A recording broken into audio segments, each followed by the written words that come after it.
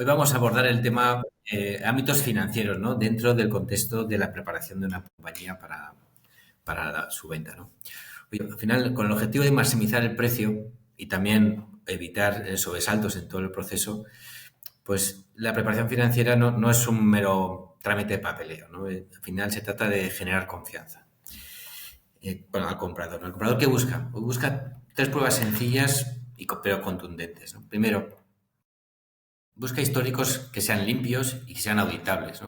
Basado en cierres mensuales puntuales, cuentas conciliadas, aplicación de reconocimiento de ingresos claros, un EBITDA normalizado sin cosas extraordinarias, ¿no?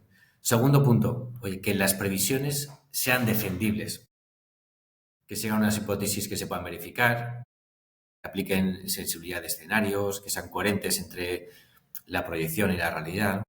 Y tercer punto, tenemos que acabar con unos reportings sólidos para los inversores, ¿no? Que se apliquen calendarios de cierre, segregar funciones entre el equipo, poder tener un data room que trace cada cifra con el mayor y con los contratos. Se trata de explicar con facilidad los KPIs financieros, ¿no? El crecimiento, el churn, conversión de caja, hablaremos mucho de generación de caja, del capital circulante, que a veces que tanto se olvida, ¿no? Por tanto, un flujo constante de resultados fiables, que estén listos para auditoría y sin sorpresas, ¿no? Con garantías, reduce la percepción de riesgo del inversor, ¿no? Y acelera la due diligence y evita descuentos y negociaciones de última hora, ¿no? En resumen, oye, si los números son claros, las previsiones sostenibles y se muestra un control de gestión serio, oye, el mensaje es claro, es decir, este negocio es predecible, es escalable y merece la pena, oye, poner una buena oferta, ¿no? Primer bloque, vamos a ver 5 bloques, ¿vale? De temas. El primer bloque es, oye, contar con unas cuentas que aunque no necesiten que estén auditadas, que por lo menos tengan un rigor, ¿no? Y si por tamaño no hace falta que estés auditado, pero sí es importante que se sigan unos principios contables aceptados, ¿no? Vamos a explicar acá los temas que nos encontramos más frecuentes.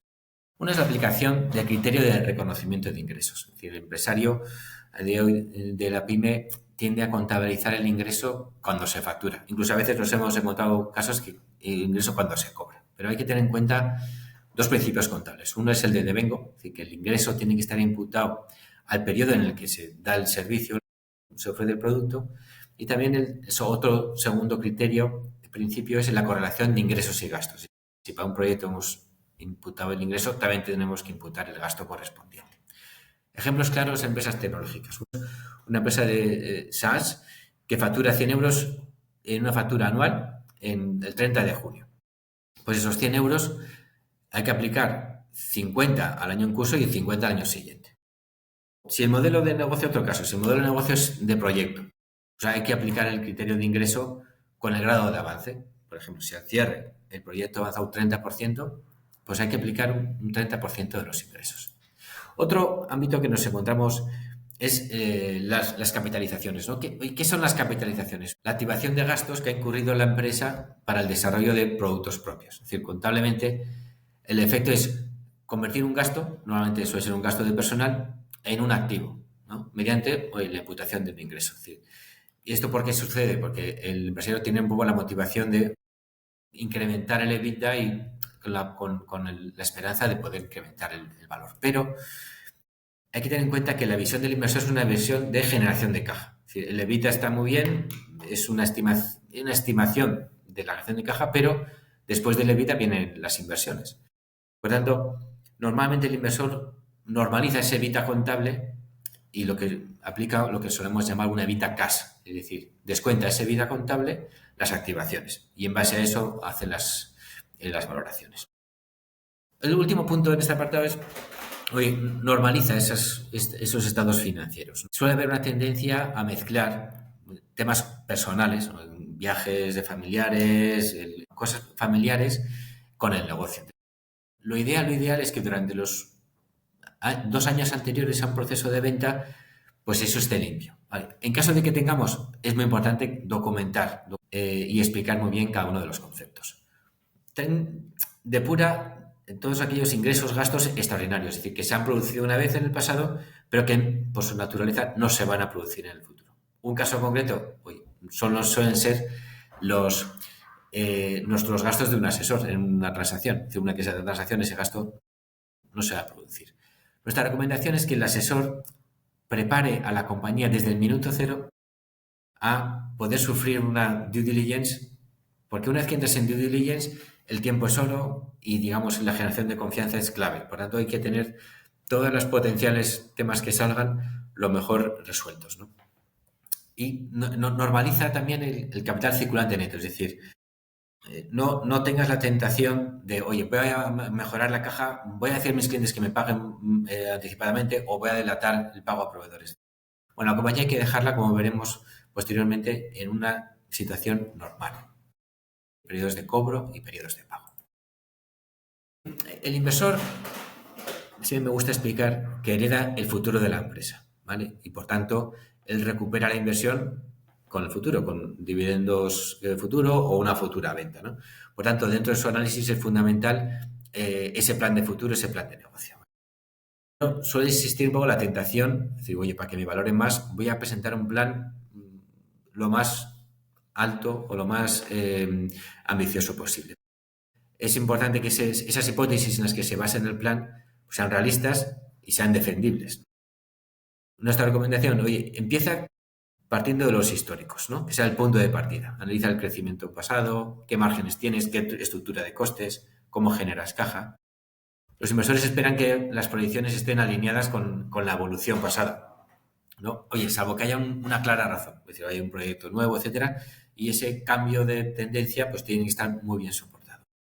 Vincula las proyecciones a tu plan estratégico y a tu capacidad de producción o de gestión, ¿no? Por ejemplo, si planteas un crecimiento de ventas el año que viene, tiene que quedar claro que ese crecimiento viene o bien de un nuevo producto, o bien de que sales a un nuevo mercado, que has contratado un nuevo cliente, un nuevo equipo comercial. Todas esas proyecciones en datos de mercado. Mejor si tienes informes de terceros que, digamos, soporten, validen un crecimiento futuro, unas tendencias. Y luego compara tus datos, tus proyecciones con la evolución de los competidores, tu posicionamiento. No debería ir demasiado desparejo, ¿no?, con lo que hacen tus competidores. Incorpora factores externos macro, como puede ser la inflación, depende del sector. La inflación, intereses, tipos de cambio y, según el sector, a veces temas específicos regulatorios, ¿no? Por ejemplo, en tecnología, pues un tema puede ser la protección de datos o la ciberseguridad, ¿no? Y aquí la madre del cordero es, o el reto difícil es, por una parte, que los objetivos sean suficientemente atractivos para el inversor y a la vez realistas. Como hemos comentado, existe la tendencia a presentar un gran crecimiento, pero eso tiene consecuencias. Es una consecuencia que me gusta explicar muy clara. Es decir, la parte variable del precio, lo que se suele llamar el earn-out, va a estar ligada al cumplimiento de este plan de negocio. Por tanto, cuanto más agresivo sea, más difícil va a ser de conseguir. Y otro aspecto importante es la principal, nuestra experiencia, ¿no? La principal caída o retraso de procesos suele ser que durante el año, pues ese presupuesto que hemos presentado al inversor, pues nos va a ir pidiendo que el grado de cumplimiento, ¿vale? Entonces, bueno, muchas veces nos pasa que dijimos que íbamos a hacer 1.000.000 y, oye, pues vamos a, la última previsión es 800.000. Bueno, pues eso hace retrasar el proceso, incluso renegociaciones, ¿no? Quería aportar, también unas recomendaciones más operativas o más prácticas respecto al diseño y la estructura de lo que es el plan de negocio, ¿no? Separa lo que son los inputs, suele estar recogiendo las hipótesis, de los cálculos y de los outputs, ya que suelen ser tablas, gráficos, los últimos información que ya se suele presentar, ¿no? Para que sea fácil, para que un tercero no tengan que bucear en fórmulas y sea muy fácil, ¿no? Que las fórmulas sean simples y dinámicas, ¿no? Si, oye, las fórmulas se te hacen súper complejas, es mucho mejor descomponerlas en pasos más sencillos, ¿no? Utiliza un formato consistente. A veces ayuda, por ejemplo, a aplicar azul a todo lo que es hipótesis. O también utilizar el mismo formato de los números en todo el plan de negocio, ¿no? Vincula los estados financieros entre sí. Es decir, si en el plan de negocio, en pérdidas y ganancias, estamos proyectando un crecimiento de ventas, eso tiene que tener un impacto en el saldo de clientes, por ejemplo, ¿vale? Y luego aplica chequeos, ¿no? Para evitar errores, los más comunes. Es decir, el activo tiene que ser igual al pasivo, o el nivel de caja final del cash flow tiene que ser igual al nivel de caja del balance. Establece, oye, red flags o ¿no? Límites a ciertos ratios, pues nivel de endeudamiento, etcétera, ¿no? En general, evita todo aquello que aporte excesiva complejidad, como puede ser a veces links a fuentes externas o macros, ¿no? ¿Vale? Vamos a entrar en el tercer aspecto. Oye, tener una analítica clara de tanto de los ingresos como de los márgenes, ¿no? Los compradores hacen hincapié en oye, ingresos recurrentes, que sean predecibles, que los clientes sean fieles. Eso es más importante que un simple crecimiento. Entonces, para eso, la mejor práctica consiste en presentar una imagen clara de, oye, de cómo se obtienen esos ingresos, cómo se mantienen los ingresos, y significa segmentar sistemáticamente los ingresos. Por ejemplo, separar recurrente de puntual. Desglosar bien los ingresos por líneas de producto, por clientes, por geografías. Tener bien calculadas las métricas de clave operativas, ¿no? Etcétera, ¿no? Vamos a ver algunos aspectos. Dentro de los ingresos conviene tener bien separado aquello que son recurrente de lo que son one time, ¿vale? Los recurrentes suelen ser pues, suscripciones, mantenimientos, etcétera. Y los no recurrentes, pues a veces son servicios profesionales, integraciones, venta de hardware que va vinculado al software, etcétera, ¿no? Normalmente, ¿por qué se separan? Porque los recurrentes dan una mayor predecibilidad, ¿no? Es decir, suelen ser más sostenibles en el tiempo. Analiza la evolución, ¿no? No hay mejor palanca para un buen múltiplo, ¿no? Para conseguir un múltiplo, que el crecimiento, por ejemplo, del ingreso recurrente mensual, ¿no? El MRR. Entonces es importante explicar la composición de cómo se consigue ese MRR, ¿no? De manera que podamos ver el MRR final, lo vimos en la sesión de métricas, ¿no? El MRR final es igual al MRR inicial del periodo más las altas menos las bajas más el crecimiento en clientes actuales menos el decrecimiento de clientes actuales, ¿vale? Y es importante tener esa evolución en el tiempo. Desglosar los ingresos, hombre, el principal desglose suele ser por producto o servicio. También en otros casos por geografía, o en casos, por ejemplo, que suele ser de consumo, tenemos un caso de consumo, por el propio canal de venta, ¿no? Canal propio, Amazon, etcétera, ¿no? Y es importante analizar la evolución en el tiempo, ¿no? Cuál de los productos está creciendo más, cuál decrece, etcétera, ¿vale? Al final, los inversores buscan predecibilidad, ¿vale? Como hemos comentado, heredan el futuro, heredan el riesgo futuro y quieren ver. Entonces, recomendamos, oye, hacer hincapié en esa estabilidad de nuestros futuros ingresos? Hemos visto, bueno, lo más lógico, bueno, lo primero es, oye, basárselo en la recurrencia que tenemos de nuestros ingresos. Pero otro aspecto que se olvida tanto es un poco en el tipo de contrato, ¿vale? Y en los términos en que tienen sus contratos, como puede ser la duración, etc. Luego, proyecta los futuros ingresos, sobre todo a corto, ¿no? En primer lugar, presenta la cartera de pedidos que ya tenemos confirmados. Es decir, justo ahí el otro día me comentaba un cliente, mira, el año pasado a estas fechas teníamos 2 millones de comprometidos y este año tenemos 4. Es decir, bueno, pues es un cambio sustancial de visibilidad del año, ¿no? En segundo lugar, hoy presenta lo que son las carteras de oportunidades, de ofertas, ¿no? Lo que se suele llamar el pipeline, ¿no? Aplica a cada una de las oportunidades una probabilidad de éxito, pero para que sea consistente y creíble, esa probabilidad conviene que esté basado en los ratios de éxito, de rentabilidad que hemos tenido de manera histórica, ¿no? Y luego, hombre, contempla, para ser coherente y prudente, los ratios de churn, de caída de clientes y de concentración que hemos tenido históricamente, ¿no? A la hora de proyectar. Vale. Normalmente, en cuanto a la capacidad de cierre y un poco la disciplina que tienen los clientes, nos encontramos que más o menos para el día 20, a lo mejor el caso es el día 15, son capaces de cerrar contablemente el mes anterior. Pero también normalmente durante el año no suele ser aplicando todos los criterios contables. Por ejemplo, temas que suelen faltar, pues, la aplicación de las amortizaciones, corte de operaciones como puede ser la valoración de los inventarios, el trabajo en curso, etcétera, ¿no? Pero luego nos encontramos con empresas que son las que destacan, que consiguen cerrar en 5 días, ¿no? Y además aplicando criterios sólidos y consistentes. Pues estas empresas hoy transmiten que el inversor tiene un gran control sobre la evolución de la compañía y que van a ser capaces de tomar medidas de manera rápida y ágil. Esto es especialmente importante en la fase final, una vez que firmas la LOI y estás en due diligence, esos 2 o 3 meses, los inversores siguen pidiendo los cierres mensuales, ¿no? Y bueno, esa capacidad y esa agilidad da mucha tranquilidad al inversor, ¿no?